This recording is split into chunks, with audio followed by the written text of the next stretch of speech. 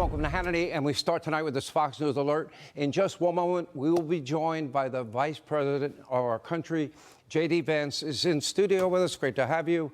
No topic off limits, including the historic peace agreement with Iran that defied expectations, got across the finish line, thanks in part to the Vice President. We will discuss the President's trip that is ongoing now for the G7. What does the Vice President think about Graham Plattner, James Tallarico, other radical Democrats running in midterms? What about 2028? And will Vice President Vance make it official tonight right here and throw his hat in the ring? As you can see, a lot of ground to cover. And why is he going on The View, including the Vice President's very first book since his world-famous Hillbilly Elegy? It's entitled Communion, Finding My Way Back to Faith. It is officially out tomorrow. Amazon.com, Hannity.com, bookstores all around the country. And without further ado, Mr. Vice President, how are you? Good to see you, Sean. Good to see you. I don't get to see you in person a lot. Yeah, it's good to see you. Okay, so you start off this life in Appalachia and very tough upbringing, very poor upbringing, difficult times, abuse at home. Your mom struggled with addiction. You have a devout grandmother. Now you're the Vice President, you're 41 years old, and now you're negotiating what might be the path to peace in the Middle East for the first time in however many thousands of years. Not a bad life. Not a bad life at all, man. Only in America. And I think that if you have a life like I've led, you have to have incredible gratitude to the country. And the best way to show that gratitude is just try to do as good of a job as humanly possible. That's what I write about in the book, fundamentally, is this sense that, you know, my life has been so charmed. In some ways, things have been a struggle, but in a lot of ways, man, I've just been so blessed.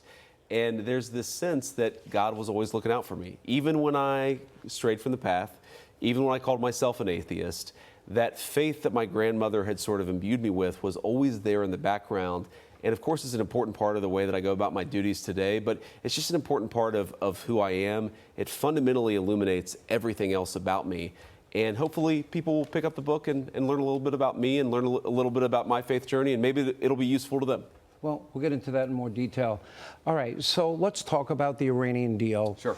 What frustrates me about the Iranians, Donald Trump says A, and somebody will come out, some aspect of that government, and contradict what the president said. Yeah. And they came out with, quote, a memorandum of understanding, which is what was signed, official signing on Friday in Geneva, and it contradicted a lot of what the president said. Any of that true? No, it's not. So I've seen a lot of misinformation out there. I've seen $24 billion going from the United States to Iran. That number is totally false, totally made up. Fundamentally, what this thing does, Sean, is you got to appreciate is, number one, the Straits of Hormuz were open immediately. You already see oil prices coming down substantially, and I think they're only going to come down even further. Number two, it ensures that Iran will never have a nuclear weapon.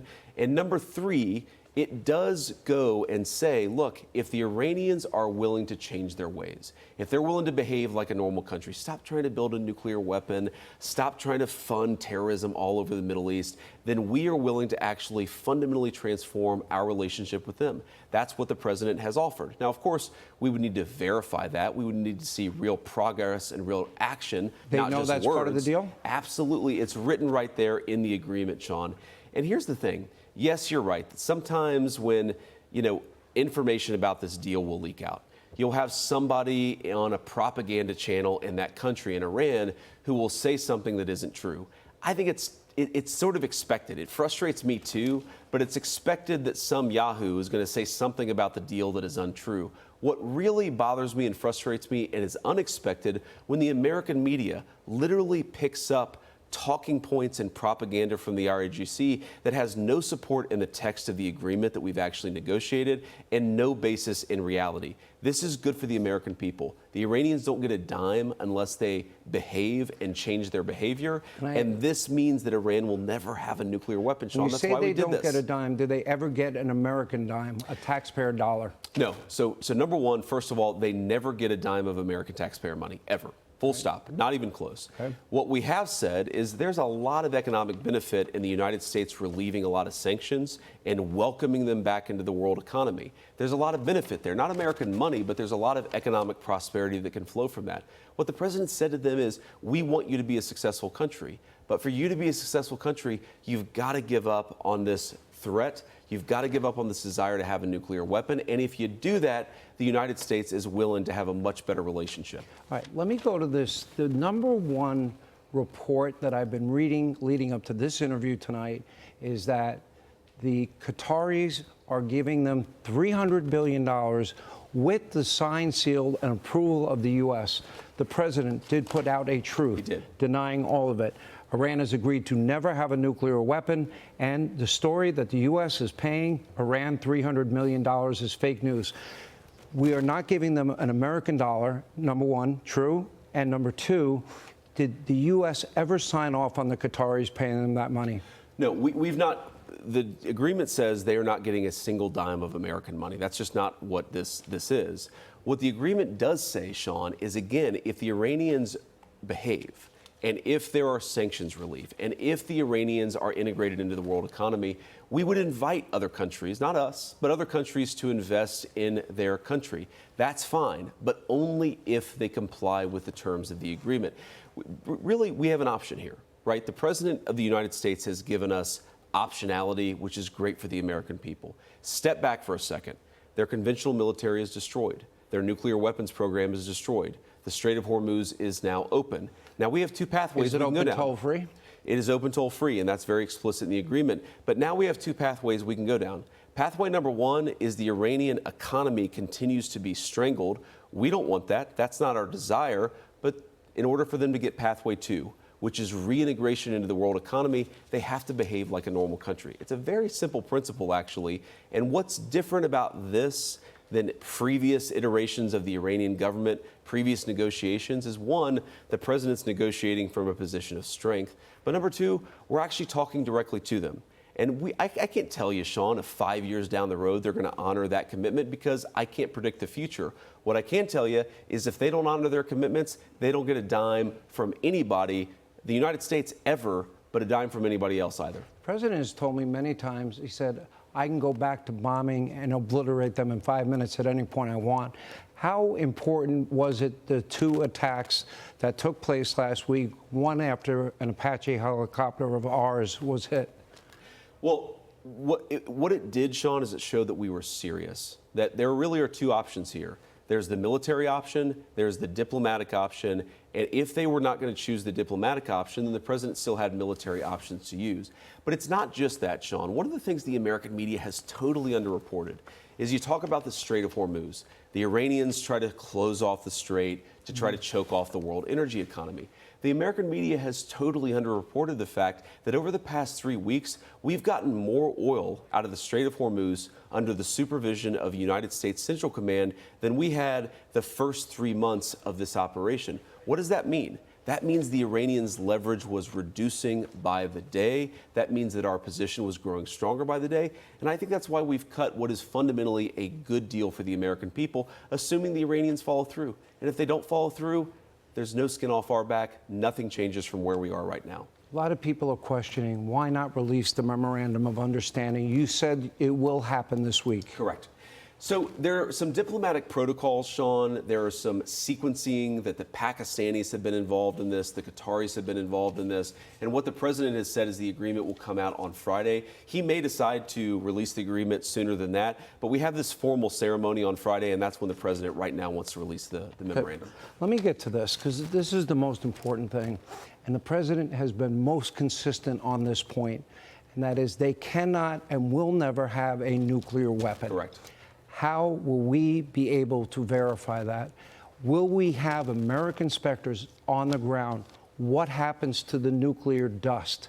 Will it be degraded or will it be removed? Will we be a party to that? Like, will it reflect what we did in Libya years ago? So what we're going to do, Sean, is destroy the highly enriched material, the nuclear dust, as we call it. And, you know, we're going to do it with the Iranians. That's what the president has said. He wants us to work with the Iranians, with the international organizations, to destroy that stockpile of enriched material, because that does set them back a little bit further. We've already fundamentally destroyed their program, but that does set them back a little bit further, and that's important, of course, to the United States of America. And they're agreeing never to enrich. They're agreeing right now to eliminate the enriched stockpile, and if they don't get to a point where they agree to stop enriching, then they don't get the other benefits of the bargain. And that's the way this is set up, is a lot of the technical details we're going to figure out over the next month, over the next 2 months, but the basic structure is they can get a lot if they comply with the United States demands. They don't get anything if they don't comply with anything. One of the more frightening things we learned in Epic Fury is the ballistic missile range. They can hit Paris, they can hit London. Does that have to come to an end? That's part of not funding terrorism. They have to stop being a force for regional instability in the region, and if they don't get any of the benefits of the bargain. And that's what's so brilliant about the way the president has structured this, is he's saying, look, there are so many things that are possible for the people of Iran. Greater prosperity, greater economic integration with the world. But to get those things, they have to behave like a normal country. Stop funding terrorism, stop trying to develop a nuclear weapon. And that really is the trade-off here. It's fundamentally, the ball is in the Iranians' court, Sean, because we're better off regardless. Their nuclear program is destroyed, whatever route they choose. The Strait of Hormuz is open, whatever route they choose. Their conventional military is destroyed, whatever route they choose. This gives the Iranians optionality to either become a normal country or not, but the United States is in a much better position regardless of what they choose.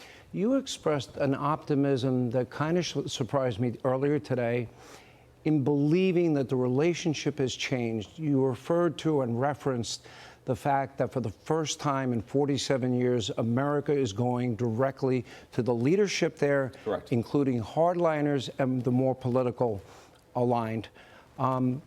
That's true? That is true. We've never had this level of direct communication with the Iranian leadership. Of course, the previous generations of Iranian leadership are largely gone thanks to what's happened over the last few months. But there's something else that's interesting, Sean. You talk about hardliners and moderates. What's fascinating to me about their system is that we're seeing even people that I would have assumed are hardliners who are kind of saying, you know what, maybe it was a mistake for us to do the things that we've done over the last 40 years. Maybe we should turn over a new leaf in the relationship with the United States of America. As the president always says, Sean, do we trust anyone? No, we don't trust anyone. We do verify, and we do extend this hand and say, look, if you guys are willing to change, we're willing to change how we've dealt with you too. Let's talk about any place, anywhere, anytime, U.S. inspectors. That's that part of the deal? Yeah, that's absolutely something that we are negotiating over, Sean. That's one of the final details that's going to be figured out here. Is if you go back to the original Obama JCPOA, there were a couple of big problems with it. Number one, by the way, is that the Gulf Arabs hated the Obama deal. Why? Because they thought that it empowered the Iranians to be a malign actor. It actually enriched the Iranians while they were misbehaving. This deal, the Gulf Arabs love, because they know that this is the kind of deal that can fundamentally transform the Middle East. Another problem with that deal is that the inspections regime was effectively non-existent. There was a little bit there, but it was basically non-existent. This goes back to our fundamental principle here, that if they show verifiable commitment, and that means a real inspections regime, then they can get the benefits of the bargain. Obama took a shot and said, I don't think this deal is any better than the deal we had before. The JCPOA was dramatically different than what you were describing here tonight. And I'd ask the president, the former president, I'd say, Obama, why in the world, if it's the same thing, why is it that the Gulf Arabs hated your deal and they love our deal? They are the ones who are in the region. They know what it means to enrich the worst terrorist regime in the world. And they also know what it means to turn over a new leaf and to go to a different future. So I think President Obama, he should acknowledge that the people who are closest to this, they love the Trump deal. They hate the Obama deal. And that's maybe the biggest endorsement of this plan. Okay, so I just want to just bear down. They're going to hand over the nuclear dust. They're agreeing to no nuclear weapons. They're agreeing to inspections. They don't get one U.S. taxpayer dollar. And, okay, you really believe that a regime that I would argue could not be trusted, I refer to it as a death cult, that what brought them to this point? What changed? Is it they're now at their fourth tier of leadership? What do you think changed? I think it's a combination. First of all, I don't believe anything, Sean. No. This is very important. That's As the important. president has said, we have to verify. We're going to reward action. We're not going to reward words. But fundamentally what's changed is, number one, we're on the third or fourth generation of leadership. That is true. Number two, they've seen that the president is serious. They've seen that he's willing to exert that leverage and actually do what's necessary in order to force the Iranians to come to the table. And number three, Sean, this is important. It's underreported. Their economy has been in a free fall for a very long time. So you combine the president's leverage that he's put on them, you combine the new leadership, and you combine the fact that their economy is in shambles. And I think that they see there's a real opportunity here to turn over a new leaf so long as they do the right thing. So on the verification process, once we get along, they're either going to go along with the commitments they made or what is next. And what do you say to the people like me that have been very skeptical of the regime? Sure. For all these years, number one state sponsor of terror, death to Israel, death to America. I'm skeptical. If Sure. this is all true, Reagan talked about this in '85. He said there might be an opportunity for peace in that region, and it might be all of these countries finally getting along. And you even expressed hope that that might be a result of this. Well, again, I'll tell you, the Gulf Coast countries under the president's leadership, they actually feel that that's possible. They don't believe anything either. They're not certain. They're not going to predict what the Iranians are going to do 5 years from now, but they see real opportunity. So we're going to walk down this pathway. We're going to see how serious the Iranians are. And Sean, you ask, what if they don't meet these obligations? What if they don't do what they promised they're going to do? Number one, they don't get any benefits of the bargain. And as the president would say, we have all the cards. Their economy will still be in very tough shape if they don't get the relief that they need to get in order to make progress. We're still going to have incredible military might. We're still going to have diplomatic leverage over them. We have the cards, and if they don't honor the commitment, we'll figure out what to do when we get there. So basically, the president, if I had to guess or interpret, I've known President Trump for 30 years, I would say that means go back and resume bombing. It could. It could be. And he would, I don't think he would hesitate. It could mean the blockade goes back on, Sean. It could mean a lot of things, but what the president has said is he doesn't want to do those things. He wants Iran to be a normal country. They've got to act like it. Let me ask you this is more philosophical, because I have found that, and I've known Donald Trump, President Trump, for 30 years, and some people have been trying to portray him as an isolationist. I'm like, well, he wiped out the ISIS caliphate, took out Soleimani, took out Baghdadi and associates, dropped the mother of all bombs on Afghanistan, and committed to Midnight Hammer, Epic Fury, and Maduro. That's not an isolationist. No, he's never been an isolationist. What he is, Sean, is I would say he has an America First foreign policy. He uses American economic and military power to pursue the interests of the American people. Now it's interesting, though, Sean. People always ask me, how do you make sure that the Iran war doesn't become a quagmire like maybe some of these conflicts were back in the early 2000s? And I'd always say the way that you prevent that is that you do what Donald Trump is doing. You set clear objectives, you accomplish those objectives, and then you reevaluate whether you want new objectives or whether you've accomplished what you need to accomplish. And that's why the president has been able to do, think about it, very discreet, very successful military operations that are part of a broader strategy to make America better off. What should Americans take away from what you are saying here today, the hope you're expressing that we've turned a corner, this conflict can end? And what about other countries that may remain in conflict with them? Obviously, Israel would be one. Yeah, well, look, if this deal works, and if we actually get the things that we expect out of this negotiation, then we're going to have broader regional stability and peace. The reason why our Arab allies, our Gulf allies are so excited about this is because they think this is a new day in the Middle East. But again, if it's not, then it's not. If the Iranians don't comply, then we're going to go back to the same relationship that we had before, where we have all the cards. I really do believe, if you think about this from the perspective of the Israelis, and obviously, we care most about the American people, but the Israelis have been good partners on a lot of this stuff. Our perspective is this has eliminated the Iranian nuclear threat. That's good for Israel. It's also good for the rest of the region. We've substantially weakened their economic and military might. That's good for Israel and also the rest of the region. This deal is going to be good for everybody. It's going to be good for the whole world. I could never understand after October 7th, if you extrapolate out their population in Israel versus ours, that's the equivalent of 40,000 dead Americans in a day. Sure. Donald Trump's president, If JD Vance is president, 40,000 Americans dying a day, what would you do? Go absolutely crazy. The American people would demand a significant response. I mean, we saw this on September the 11th, Sean. Yeah. We knocked out 2 countries that were involved in terrorism purely because of 9/11. We have to respond to terrorism, but I think what the president has done here is very effective. He has, I think, defanged the largest state sponsor of terrorism. He's ensured they're never going to get a nuclear weapon, and now he's actually saying, you know what? Now that you're in a position where you don't have leverage over us, we have leverage over you, let's make a deal. Take a break. More JD Vance on the other side, live in studio. All right, thanks for watching. Check out my new podcast, Hanging Out with me, Sean Hannity. The big interviews, the debates you won't get anywhere else. Like and subscribe for new episodes every Tuesday and Thursday.